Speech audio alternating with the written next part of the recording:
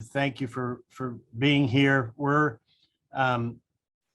honored to have Dr. Christina Stefan join us for our series on global health research seminar series.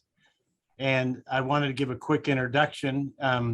We all know the rules for seminars. You could jump in anytime, ask a question. We're also leaving time, significant amount of time at the end for questions, answers, and discussion.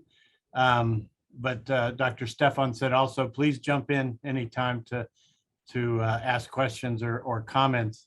I'm gonna just let you know about Christina Stefan. She obtained her medical degree in Romania, followed by a master's in pediatrics and oncology in South Africa, a master's in cancer epidemiology in the UK, a PhD in medical education, and an MBA then in France.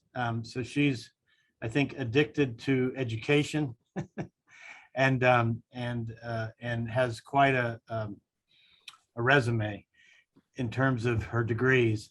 She was head of the pediatric oncology department at Stellenbosch University in Cape Town before leading as a vice president of the South African Medical Research Council.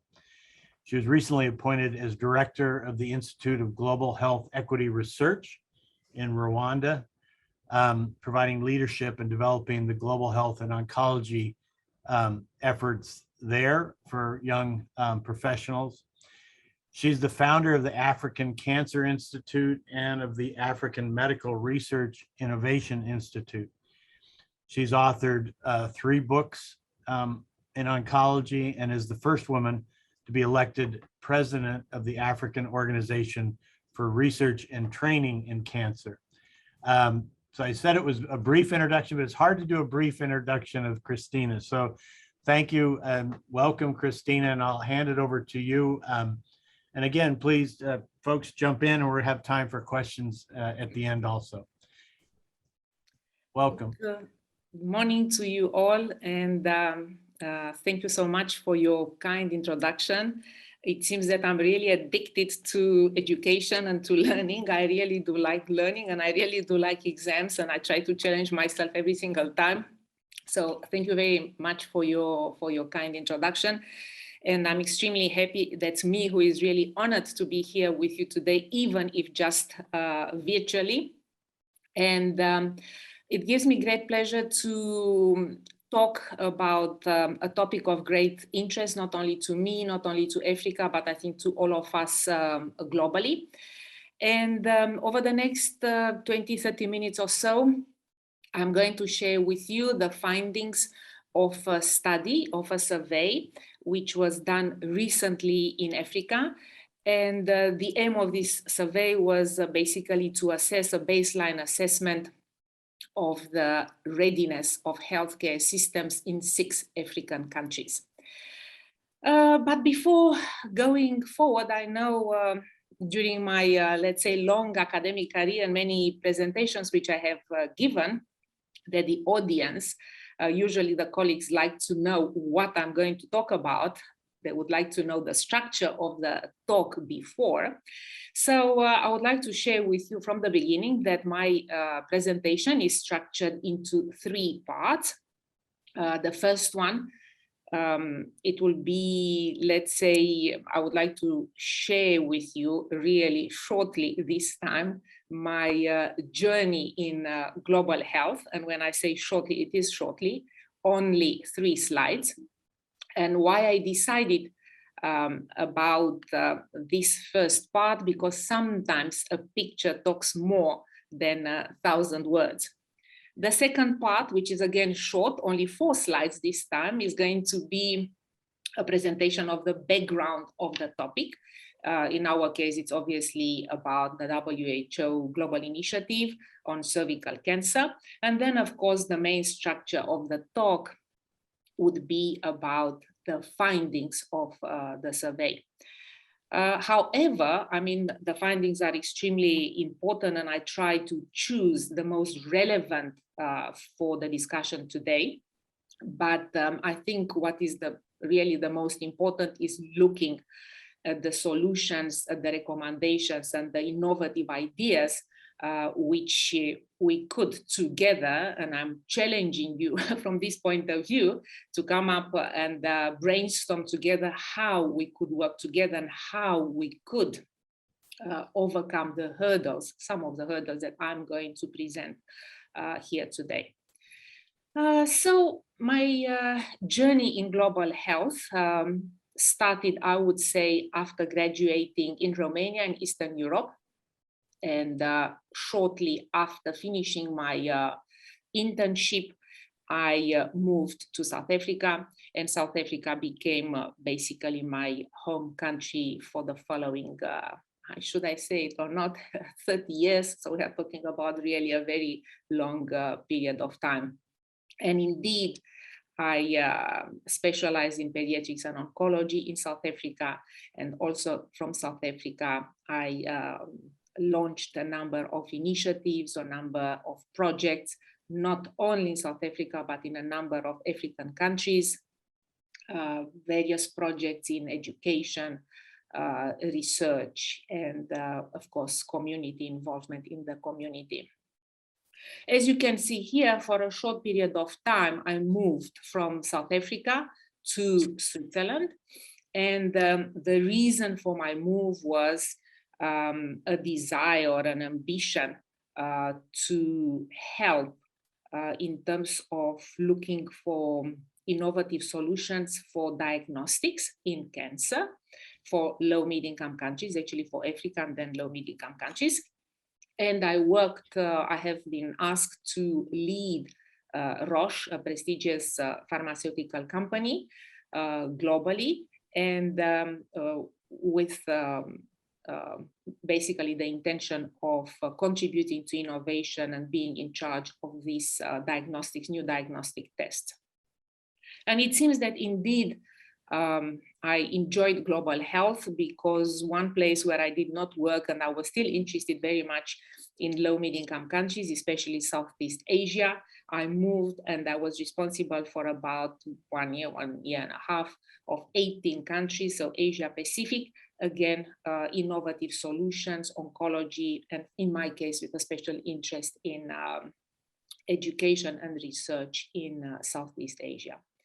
And with the pandemic, I decided to return back home. I would call it Africa, South Africa and Rwanda, while at the same time, if you want, I decided to be also involved in some of the research projects and education back in Europe.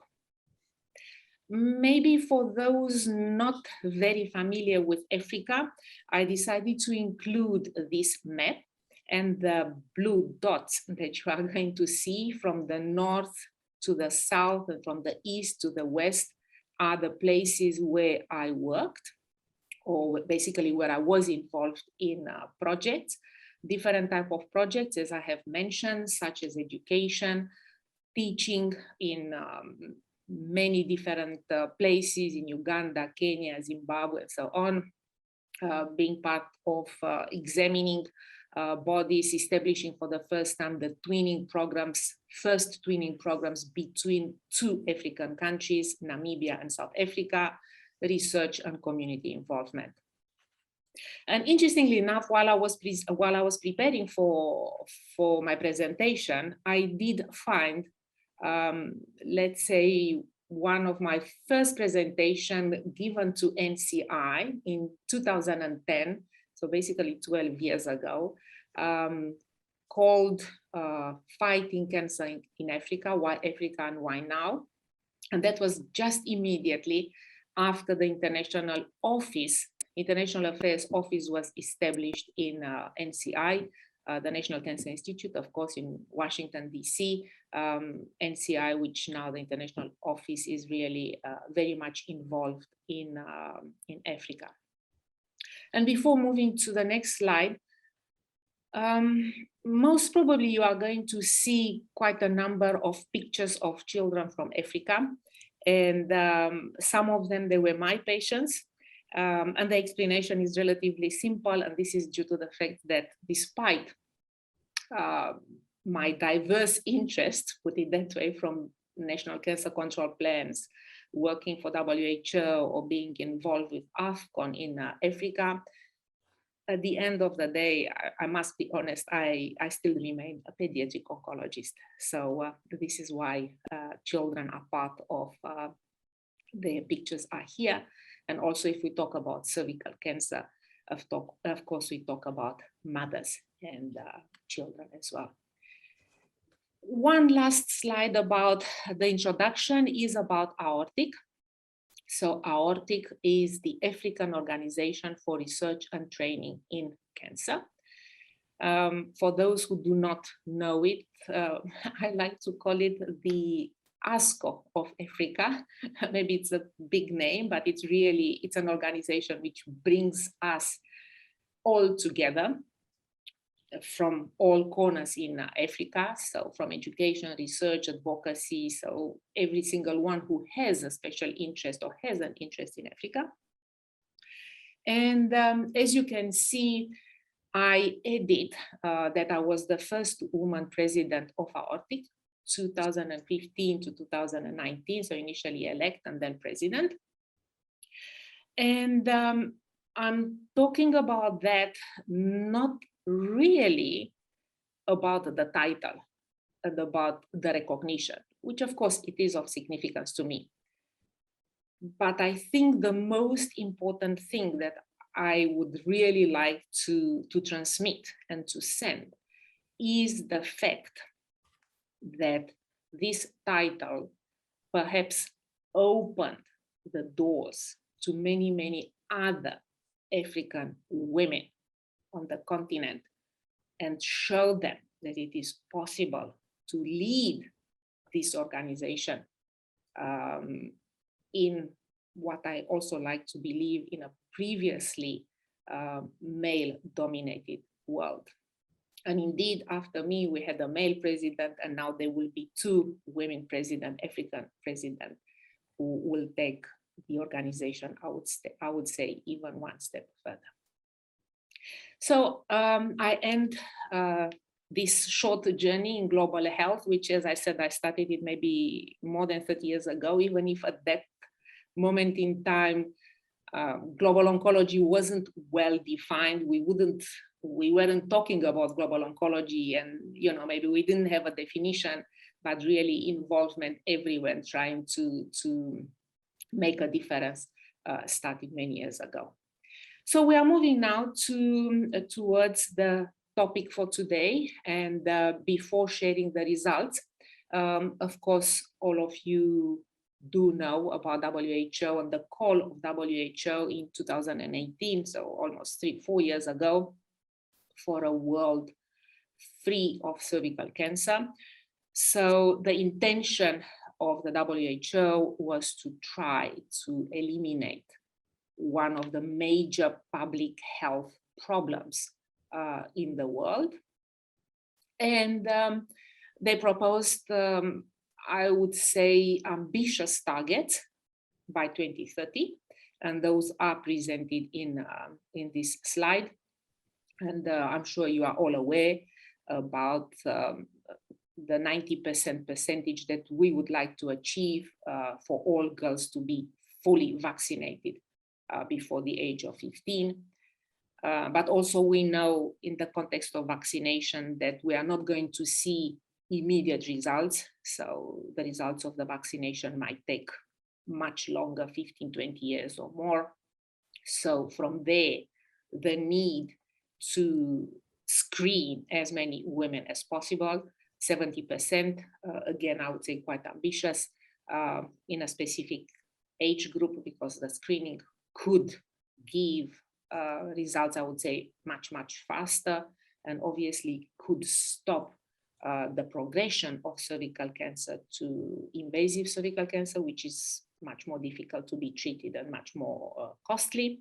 And then, of course, for those who do already suffer from cervical cancer, to be able to get treatment and care. So Many times we did ask ourselves and the entire world, the oncology world and the public global health world, ask the question, can we really eliminate cervical cancer?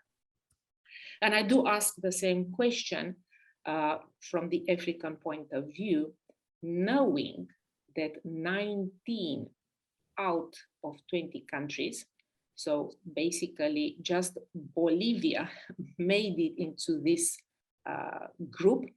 All the other 19 countries are from the African region, and they have an extremely high burden of cervical cancer. Unfortunately, on top of the list, we have Swaziland, the Eswatini, the previously Swaziland, Malawi, Zambia, and so on. So can we really do it? And what do we need to be able to do it? Of course, we know about the prevention success story of the cervical cancer, so I will not go into further details. And I will end this part of the introduction just showing the success already in Australia. We know that WHO would like to have less than 4 cases for 100,000 women by 2030. Already Australia is on its way to be able to eradicate the cervical cancer. I pause for a second here as we are moving towards really the main structure, the main topic or the main discussion for today, and that is really related to this survey, to this study. And again, I mean, I encourage you to stop me at any moment in time if you have questions. If you would like to do it, you are more than welcome to do it. However, I also draw your attention that if you ask me something, you might find the response 1 or 2 slides later. Otherwise, of course, I would like to interact with you as much as possible. And as I said, you are more than welcome to ask me anything. Hopefully I'll be able to answer your questions, but more than that, I'm really challenging you in a way that how could we find, you could comment, or how could we find ways in which we could work together to really address this problem. So now we are talking about a survey that was done, a study which was done not long ago in 2020 by WHO, and I was involved in this study. The aim of the study was really to have a baseline assessment of the first 6 African countries. We call them the first wave of countries. So 10 years far from the, let's say, from the target from 2030. How ready are the health systems? What exactly is the baseline? And what needs to be done in order to get there. These were the 6 countries chosen. Again, you have them on the map. So if you can see, we have countries in the eastern part of Africa and southern part of Africa. Again, Swaziland, number 1, unfortunately, in the list with the highest burden of cervical cancer, followed by Malawi, Zambia, and out of these 5 countries that you see on the right side, the only one which is not included in the 19 countries is Rwanda, but however, it is part of the survey. These are all English-speaking countries. And on the left side, on the western side of Africa, you have Guinea, French-speaking country, which was also included. I suppose one of your questions could be why those 6 countries? And the answer is that it's a combination of different variables, but I think some of the most important reasons were related to the government commitment, government leadership, willingness to be part of the assessment, and the willingness to really try to move forward and towards this 2030 target plan. So if we look at the methodology, it was a questionnaire which included 129 questions. The questionnaire was formed by experts. So experts, I'm referring to gynecologists, oncologists, epidemiologists, public health specialists, and so on. Most of them had a preset answer options. Some of them, they had yes or no. But most of them had also the possibility of adding comments or observations related to those questions. Who were the responders? The responders were basically ministries of health of these 6 countries, and the ministries of health is, of course, something very vague. So there were people who were program managers, NCD coordinators, so the Ministry of Health that had NCD offices, NCD coordinators, women's health, reproductive health, and WHO offices based in the countries.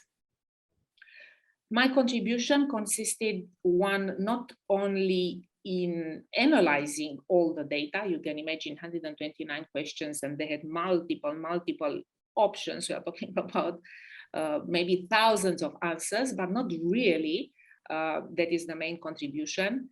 I conducted the interviews because quite a number of these questions needed to get more clarification and more details. So interacting with all the colleagues in English or in French, and trying to have the interview. And at the end of the day, helping with directions of action, I would say, and I would say especially proposing solutions for improving the challenges existing at the moment.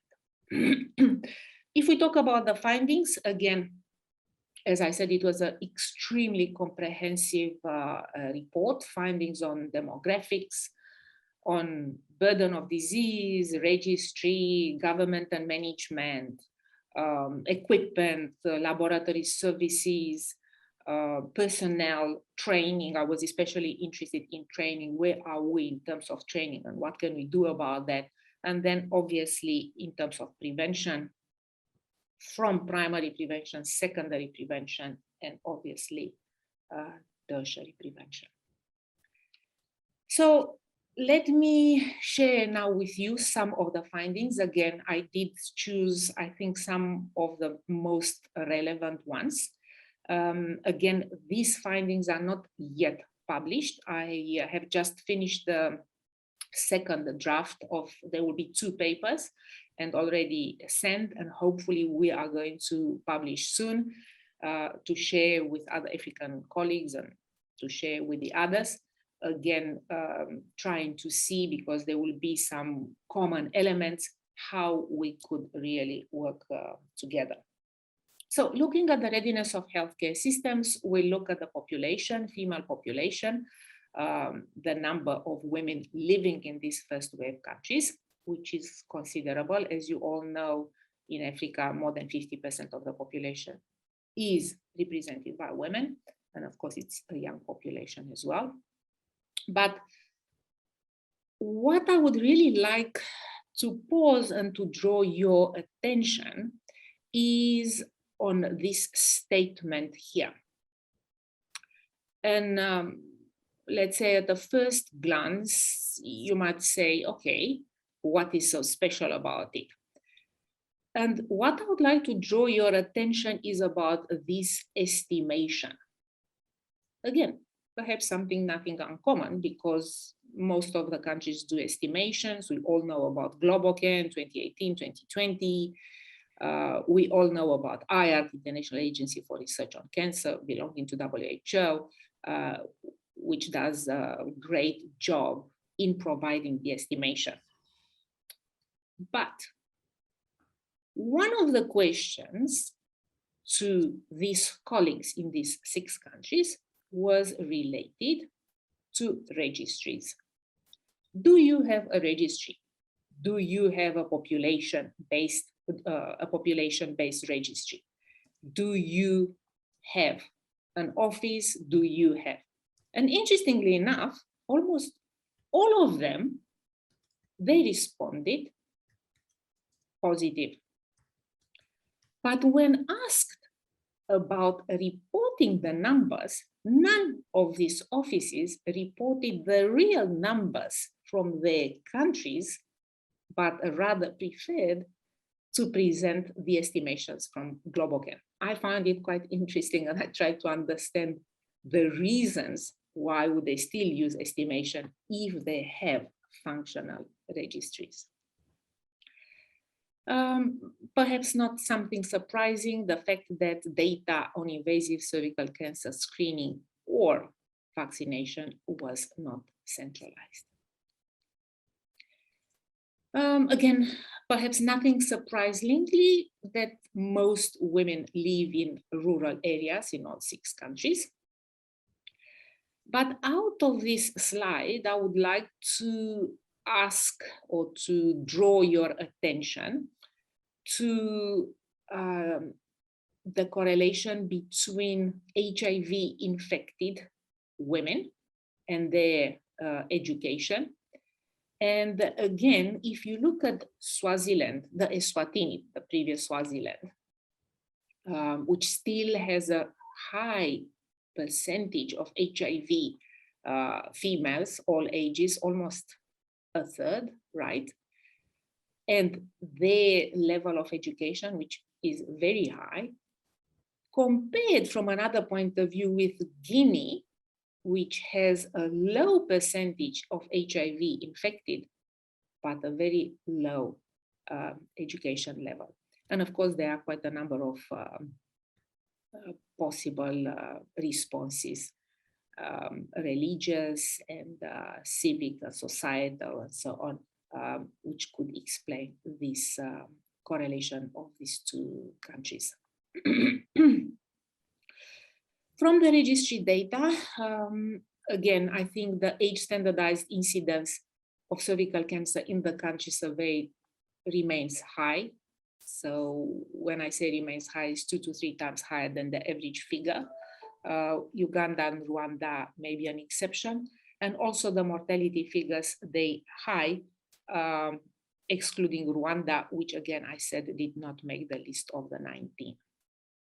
I would like also to mention positives, and this is related to governance and management. And this is related to the fact that these countries had national cancer control plans, which is a plus, except Guinea. But Guinea was already busy with the first draft, so most probably on the way to have it, as well as also cervical cancer control plans and guidelines. However, despite these plans, the monitoring, really looking at what is happening and evaluating from time to time, was present only in the Rwandan Department of Health.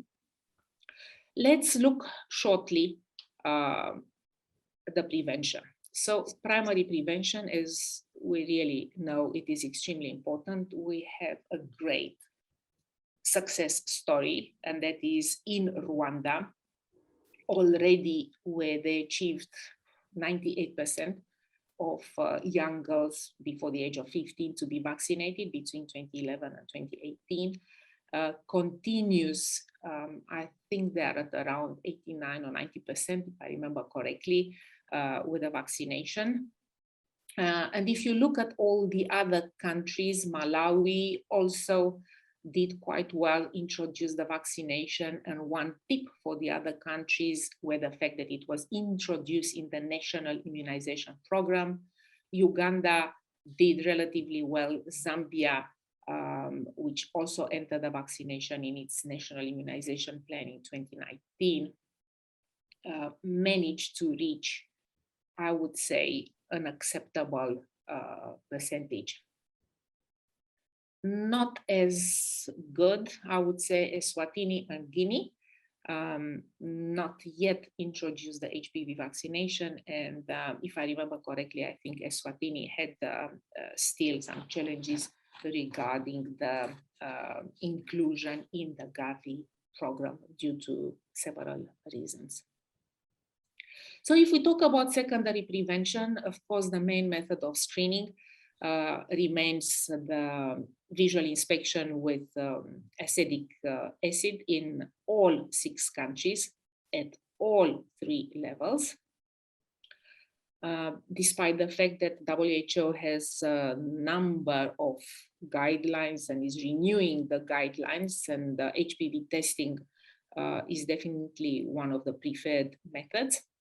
However, the HPV testing was done mainly at public facilities in Zambia and also in private units in 2 of the countries. And we did really see an association of the HPV testing if there were research programs that included the testing with HPV, but obviously not a sustainable approach. You have some information about the cytology. And then again, the numbers of testing facilities of primary and secondary levels, which we all know, they are absolutely essential, since it has been confirmed that most of the women live in rural areas. So obviously we need to have the community engagement.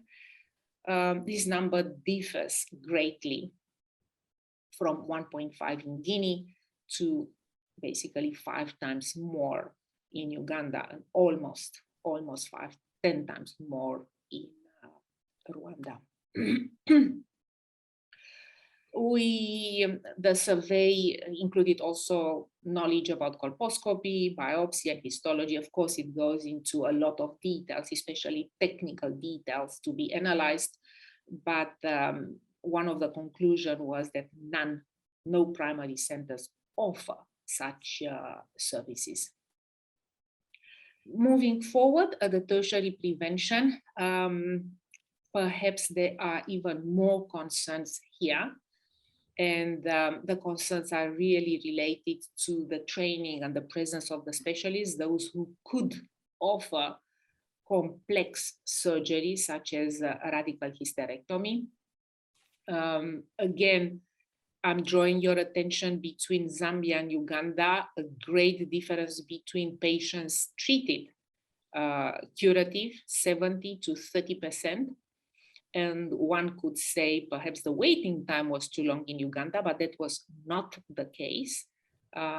We identified that basically it was a very late presentation. So most of the women, most of the patients were coming with late presentation. And then we did look at radiotherapy and brachytherapy. Brachytherapy is not even available, not even in Rwanda.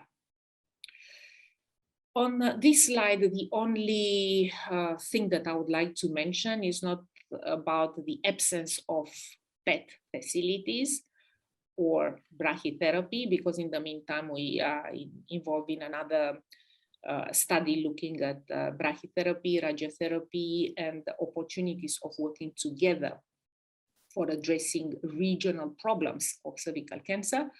But in Swaziland, we looked at the CT scan, and they were reported 2, which, okay, perhaps for the population is not ideal, but at least they were present. While during the telephonic interview, we realized that those 2 listed here, actually, they were not working. Again, I included here ideal number of radiotherapy machines per. Ideal is 5 to 7 per million, 5 to 7 per million. But then again, I think these are the reports from the literature and not really assessed by the needs in Africa. I would be finishing in the next 5 minutes, so I'll give enough time for the discussion. I would like only to highlight the great need in all oncology training and specialists. There are not many many programs for training in gynae oncologists, and Zambia reported the highest need of professional in almost all fields.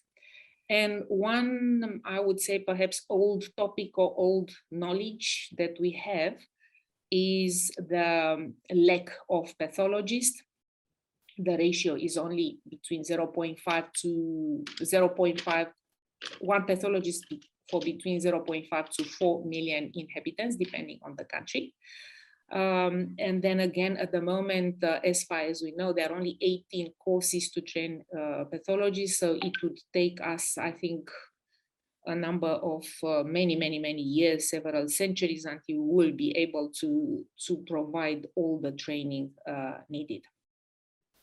So what is good? So what are the achievements to date? I mentioned the presence of the National Cancer Control Plan, the cervical cancer control plans and the guidelines.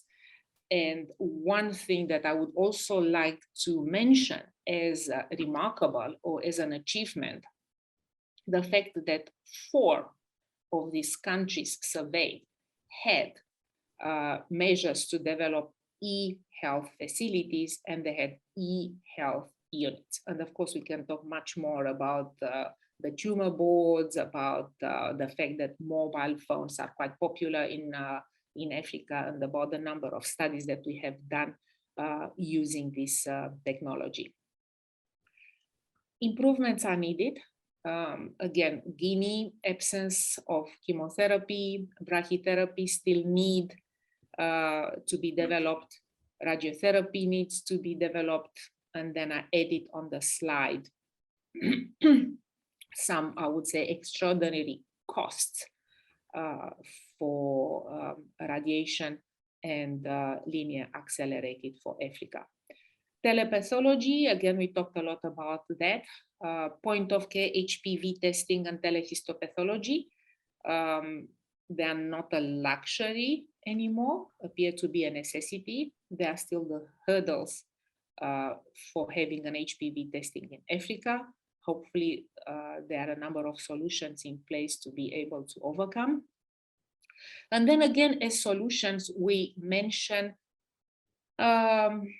what I would call mutual benefits. So training between different African medical schools or medical schools from different African countries together with overseas countries have common training. And one example was a master student.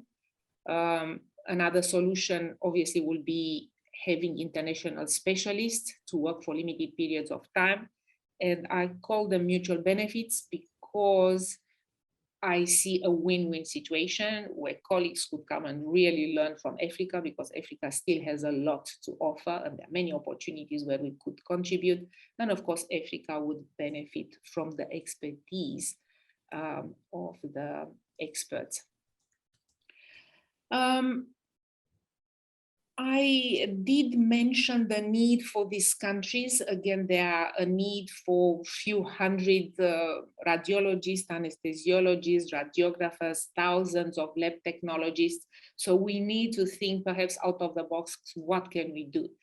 And then some of the ideas are presented here.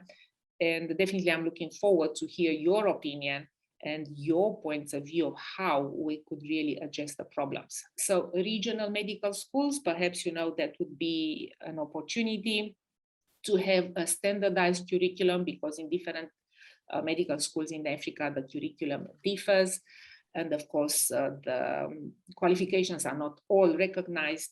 International teaching, we talk about combined platforms. I mean, we've learned during the pandemic that really technology and innovation will play quite an important role, platform for coordinating cancer programs and so on. I do have some solutions as well in terms of primary, secondary and tertiary prevention, such as reproduce the successful model in Rwanda. And that is due to the fact that it starts in schools. So it's much easier to reach to the young girls. Secondary prevention, again, I would underline the use of mHealth and digital pathology, and tertiary prevention, perhaps ways in which we could strategize the use of existing radiotherapy options in the region. So I have one more slide, and here I would like to ask you a question. It's a slide that has 3 photos and my email. What do you think that these three photos have in common? So perhaps it's quite difficult to interact with you, and I don't know how familiar you are with the South African environment. So I will share with you the response. On the left side, you see the national flower of South Africa, which is the protea, in a beautiful setting in South Africa, in Cape Town. And then I would like to draw your attention to this group of people. This is Tygerberg Hospital, the place where I was leading the team. That's me a number of years back. But more important, next to me, you might recognize, is Desmond Tutu. So Desmond Tutu, a Nobel Prize laureate for peace, a very good friend of Nelson Mandela. And I decided, well known not only in South Africa or Africa, but in the world as well. And I decided to include this slide at the end, because you might ask, but what has it to do, with cervical cancer or Africa? So Desmond Tutu decided to come to the ward and attend one of my lectures. I was giving a lecture in pediatric oncology, not only because he was the patron of the hospital where I was working, but he was always, maybe like me, willing to learn, willing to find out new things, even if he was in his, I would say, mid-80s. This is a photo when he was like 85. And he had a tremendous, contagious laughter, an extremely positive and iconic figure, always encouraging me, encouraging us to do more and to do for the others. And I end my presentation with one of his quotes, and I'm really looking forward of working together in a way or in another to really make the changes that we all need and have the impact of the world. And thank you for your attention. I'm ready to take your questions or comments or any suggestions. That's great, Christina. Fantastic. Covered a lot of ground. I know that several folks here I could even call on, because I know you're talking about areas they're very interested in, but I'll let folks unmute themselves and jump in. I see Ned's unmuted. He's also a pathologist, surgeon, but also our head of our education efforts at the Cancer Institute of New Jersey. Ned. Yeah, thank you very much for an amazing talk. I really enjoyed it. I have a question that may not be terribly relevant, but as the father of a had-been teenage girl, and living through our COVID area where so many people have come up with so many reasons not to be vaccinated to COVID, and so much pushback, and now we hear that there are truck convoys heading to Washington to demonstrate against mandated vaccines.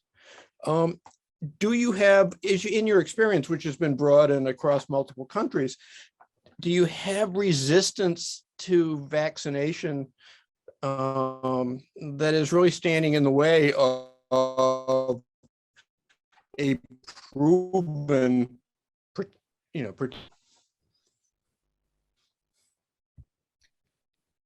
So thank you so much for the question. I think, it depends very much, because again, if you talk about Africa, there is not one solution Sure. for all the countries. So as we talk about personalized oncology and personalized treatment, talk about really specific measures for different countries. In Africa, overall, if you talk about resistance to COVID or resistance to HPV, because they are two different things. HPV, we haven't really encountered at a high level this resistance. And I can give you an example. I was an advisor to the Ministry of Health in South Africa, and it was a new program introduced, and we were thinking, how should we go about it and how should we make it successful? And of course, we started with schools. And then a period later, maybe a year or two later, we reported back, and they said the success was 102%. And we said, ha, ha, ha, you know, we thought it was a joke, you know, and it was actually not a joke, because initially the program was planned for public schools. But then the mothers started mixing with other mothers in the community, in the church, in the community. And then those who were attending private schools and where HPV was not yet introduced would bring them and would say, hey, we've heard about that. We want also the vaccine for our girls. So that's an extraordinary example, but that's for South Africa. In other countries, what we have done, we assessed, let's say, the willingness of the mothers to vaccinate the children. And it was surprising that a great contribution in some of the rural areas was due by training the traditional healers. So we got into the community understanding, you know, their behavior, their concepts, their attitude, what works, who they trust, because not always the medical personnel was the person to trust, but definitely within the community, those they were the people. And we trained them and we went together with them. So from this point of view, we had no problem. So it worked very well. Thank you. So, hi, Bruce Hafty, radiation oncology here. So, you know, obviously the biggest impact I think you can have is with the vaccination. But even with that, you know, the incidence of cervical cancers and the ability to treat them with radiation, which is one of the primary modalities, it seems like you're decades away from that. I mean, I'm not, you know, no brachytherapy, which for most cervical cancers is kind of almost you know, necessary for cure. And then the number of facilities, even for the external beam. I guess my question is it feasible that patients would go to a centralized facility and, you know, for the 6 to 8 weeks and from the various countries? I mean, I'm just not sure how you're going to handle that in all these countries over the next decade or two. Yeah, so I think, again, another great question, and I wish to say that I have all the answers. I don't, but I can share with you from my experience, because we had many of these meetings together where we talked, what should we do? Because, I mean, it's quite expensive. And I mean, we do have some proposals and we work with IAEA and we work with many other centers, but it's not as easy. So we talked about a regional center. Of course, there were discussions about who should be the center of reference, because if you look, let's say, Kenya, Uganda, Rwanda, Burundi, they're all together. And then it was always the discussion, you know, why shouldn't I be the center of reference? So all the patients would come to me and it would be to you. So then we look at options where we could really, especially in the western part of Africa, like Senegal, Mali, Cote d'Ivoire, and so on. So perhaps in the long run, might not work, but for the immediate need, for sure. In Rwanda, for example, now we propose, and they will have a brachytherapy quite soon. So we try to really bring those women, because there are women with cervical cancer. So what do we do with them? Because they need, in a way or in another way, treatment. And you would be surprised by the same way as some of them, they travel long distances, even in South Africa, from East London to Cape Town. I mean, it takes 400 kilometers. So we need to give the result like immediately, because they will not have a chance to go back. Some of them, they would make arrangements really to spend a certain amount of time, you know, to get to the radiotherapy. Unfortunately, it's not always easy, because like I went to Ethiopia, for example, and there were 2 technologies from South Africa, but both cobalt machines were not working. And not much was happening. now the situation has changed. So it is getting better. It's not an ideal situation, but I would be, if you want, even more concerned, not about the equipment as such, but about the training. I mean, we really, really struggle with training. I mean, if you look at colleagues, oncologists in Rwanda, they've been trained in Tanzania, or those who train in other parts, such as South Africa, you know, will not return to their countries. So I think we need to, you know, try to get hand in hand and work towards, you know, a common ground, a common denominator where we have the training and then the equipment as well.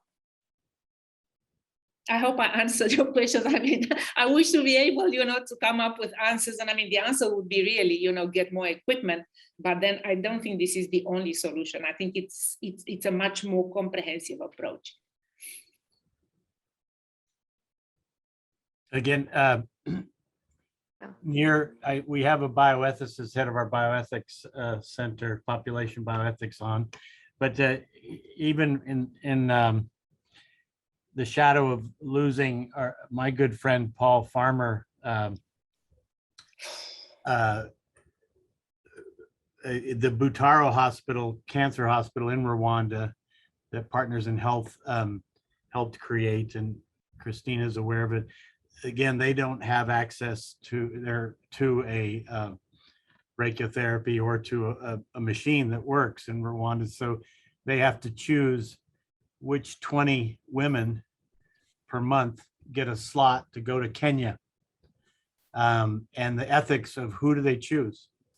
They have many more than 20 women with cervical cancer, but that's the state of care for the past 2 years in Butaro Hospital. So I didn't mean to pick on you, Nir, but that's quite a, you know, it's an ethical decision mixed with the medical capability and who can go to Kenya and stay, as Bruce said, stay for a number of weeks. How's that going to be arranged? But they had 20 slots, and that's all they had. They could pay for to go to another country. It's a great comment, Dr. Marling, and I did review recently a paper from Butaro looking at children with nephroblastoma that they needed radiotherapy and how many of those, you know, were chosen and really sent to Kenya, and how many of those were able really to finish chemotherapy. And luckily, you know, with the chemotherapy, which comes from the United States, and it's a sustainable process, that they do have access to that. However, I would like to still bring the positive out of it. The situation, it is as it is, but let's look in a positive way. And the positive way would be, I went to Rwanda in 2010, I think, for the first time when I organized a workshop there. It was almost nothing, right? Butaro was a clinic, you know, built or launched by Dr. Paul Farmer. I would call him a legend of the global health, with the idea of really being a clinic in the community. We said, oh, it is so far away, and it is really for pregnant women or for mothers who have children with gastroenteritis, and, you know, to help them. And then the need, you know, came to be transformed. And we were also, you know, oh, will it work? Because obviously, you know, for oncology, you need a transfusion and you need x-rays, and, you know, and suddenly, I mean, not suddenly, over a period of years, that has been transformed. And now it is a good place, you know, where people still get treatment. Not ideal, but much, much, much better than before. So it takes long. I'm more concerned, if you want radiotherapy, no doubt about that. I'm more concerned about pathology at the moment, because not having pathology and not having the chance to train in pathology or doing, you know, the rounds, and you could see the diagnosis is wrong, obviously we lose those patients. So yes, the hurdles are there, but I think it's up to us to really look for some solutions and some ways in which we could make small progress, steps by steps, but still save some lives along the way. Nir, were you going to jump in? Sure. Well, I've got also other questions, but maybe I'll try to connect them a bit actually to this topic. Paul Farmer was a huge, legend, and his death very prematurely is a huge loss, and he did so much for global health. He also left us with, I think, in my field, in ethics of population health, with what I regard as a more problematic resistance to rationing. I'm actually surprised. I didn't know that about the particular dilemma that we've had. Paul was my boss at HMS for some years, and we were friends, and we had debates about, like, he very much, basically his view was, because everybody has equal value, it's immoral somehow to kind of make these very hard decisions that sometimes in triage you I think you have to make, and in a resource poor setting you absolutely have to make. And sometimes the model of let's give the best care in the world, that the kind of care that resembles the care that Paul can provide at the Brigham Hospital in a resource poor setting in Haiti or Rwanda, leads to kind of Cadillac care for a few, where there is a sea of need for others. And I'm wondering, you've mentioned much more scalable interventions than creating tertiary care, such as Rwanda's approach to vaccination in schools, screening. Then you also mentioned under scarcity of health workers, it was mainly anesthesiologists, etc., not maybe the kind of nurses or physician, physician assistants or community health workers who could provide vaccinations, who could maybe participate in the screenings in some form of special training. So I'm wondering about scale up of that. And there is also a question that I wanted to ask, just out of my ignorance. Is there also an issue about the price of the vaccines themselves? I don't know the reality about generics and IP, etc., in this realm. Yeah. So again, with the thought that when the numbers are such, the first priority is scale up. Yeah. So great comments or great questions. Again, as I said, there were 129 questions and thousands of answers. So I picked a few of them. I can give you, and if you are interested, obviously the papers will be published soon, and I have all the tables and the surveys done. It's a great need basically in everything, from nurses to oncologists, gynecologists, radiotherapy, just everything. So I just pick and put some numbers there because, just to illustrate. I think still the highest need will be pathology. Pathology, like Rwanda, we're talking about Rwanda. I work in Rwanda, there were 0 pathologists. The pathology was assured by 2 of my friends from Burundi. So one of them, Louis, was crossing the border and coming to Rwanda to examine together with his wife. Now he left his back in Burundi. And now it's getting much better. And obviously, with the support from US, the things have changed. But Rwanda, for a country with few million people, there were no pathologists. The 2 Burundi pathologists that they're working from the morning till the evening. So of course, I didn't put all the needs, just I picked some of them from hundreds to thousands of technologists and labs and nurses and so on. The second question was related to, what did you ask me, the second question? About generics and IP and things like yes. that. So, we look at the prices as well, and the Gavi really tried to come as low as possible. So I think last time when I was looking, it was a matter of few dollars. And I know there were provisions made to lower it even more. But for example, why the agreement needed to go between Eswatini and Gavi was related to the HIV. So there were also, need to have measures in place and make sure that, those women will have access to that. So definitely, they are looking into the prices. And again, if you look at the HPV history of the vaccines, initially we had 3 dosage, every 6, 12 months, 18 months, then it came down to 2. Then there were studies that they looked, if they do vaccinate only once, what will be the benefit? So I think, they're looking at different options, price being one, but not being the essential one.